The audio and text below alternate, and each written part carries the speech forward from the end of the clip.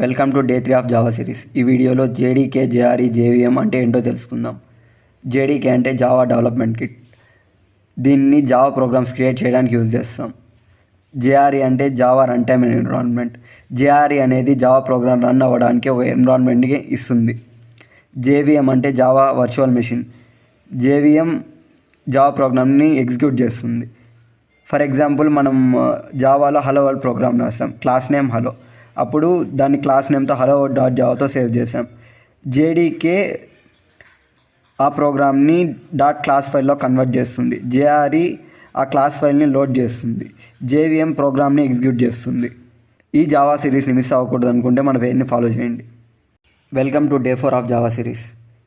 ఈ వీడియోలో వేరియబుల్ అంటే ఏంటి, డేటా టైప్ అంటే ఏంటో చూద్దాం.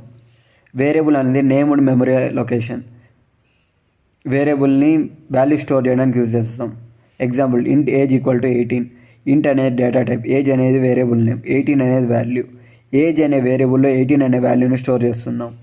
What is data type? Data టైప్ని ఎందుకు యూజ్ చేస్తామంటే, మనం రాసిన ప్రోగ్రాంలో ఏ టైప్ ఆఫ్ డేటాని మనం స్టోర్ చేస్తున్నాం అనడానికి డేటా టైప్ని యూజ్ చేస్తాం. ఇప్పుడు public, static, void main, string args ఎందుకు యూజ్ చేస్తారో చూద్దాం.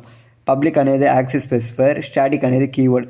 ఈ కీవర్డ్ని ఎందుకు యూజ్ చేస్తామంటే, మనం రాసిన మెథడ్ మనం ఉన్న క్లాస్కి చెందింది అని చెప్పడానికి స్టాటిక్ అనే వర్డ్ని యూజ్ చేస్తాం. వాయిడ్ అనేది రిటర్న్ టైప్, మెయిన్ అనేది మెథడ్ నేమ్, స్ట్రింగ్ ఆర్గ్స్ అనేవి పారామీటర్స్. ఈ జావా సిరీస్ని మిస్ అవ్వకూడదు అనుకుంటే మన పేజ్ని ఫాలో చేయండి.